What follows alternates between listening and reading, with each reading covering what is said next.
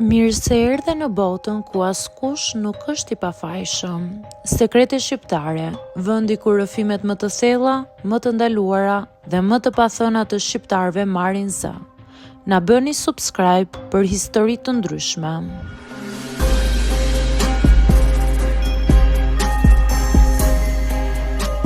Quhem Ana dhe jam 28 vjeçe. Kur vendosa të shkoja tek psikologu për herë të parë, nuk ishte nga ndonjë krizë e madhe, por nga një lodhje e grumbulluar.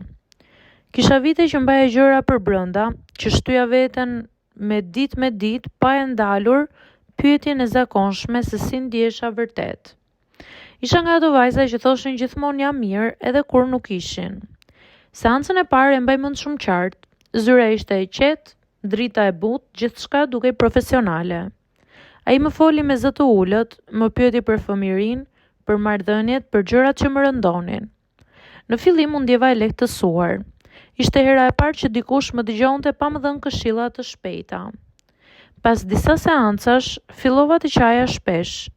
Nuk ishin lot dramatik, por një lloj çlirimi. Çdo herë që emocionohesha, ai heshte, më shikonte gjatë dhe më thoshte të merrja kohën time. Në fillim e mora si kujdes, por me kalimin e kohës, fillova të ndjeja diçka që nuk më pëlqente, edhe pse nuk dija ta emërtoja. Më fliste për hapjen emocionale, për besimin, për afërsinë që krijohet në terapi. Disa fjalë më ngrohën, të tjera më hutuan. Nuk ishte asgjë të hapur apo të drejtë për drejtë, por kishte një ndjesi të çuditshme, sikur kufijt po bëheshin të paqartë. Kur je ndjeshme, nuk e kupton menjëherë se ku mbaron një rol dhe ku fillon tjetri. Fillova të dal nga seancat më e ngarkuar se sa të hyja. Qaja edhe në shtëpi, por tashmë lotët nuk më pastronin, por më rëndonin. Më kapte një ndjenjë faji, sikur unë po e keq interpretoja situatën. Thosha me vete, ndoshta jam unë shumë e ndjeshme. Një ditë vendosa të mos shkoja më. Nuk i dha shpjegime, thjesht u largova. Për disa javë u ndjeva e humbur, sikur kisha mbyllur një derë pa ditur çfarë kisha lënë pas saj.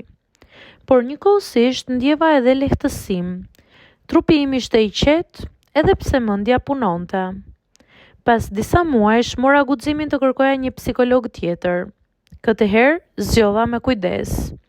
Që në seancën e parë ndjeva ndryshim. Nuk ishte heshtje të rënda, as vështrime që më bënin të ndjesha e zhveshur emocionalisht. Ishte një bisedë e qartë, me kufi të dukshëm. Pas disa seancash i tregova gjithçka. I thash se isha ndjer, pa akuza, por me sinqeritet.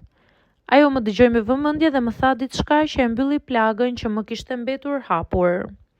Kur diçka të bën të ndjesh keq, edhe pa qenë e qartë pse, ja vlen ta marrësh seriozisht. Aty kuptova se nuk isha qenë e gabuar. Nuk isha qenë as naive, as dramatike. Kisha qenë thjesht një njeri në një moment të vështirë. Sot kur e shoh atë periudhë, e shoh si një mësim të vështirë, por të rëndësishëm. Mësova të njoh kufijtë e mi.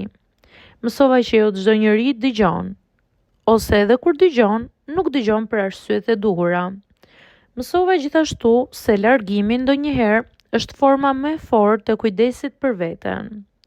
Nuk jam bërë më e ftohtë, jam bërë më e vëmendshme, më e vetëdijshme, ende qaj kur duhet, por tani e di se me kë edhe pse. Dhe kjo për mua është një lloj shërimi.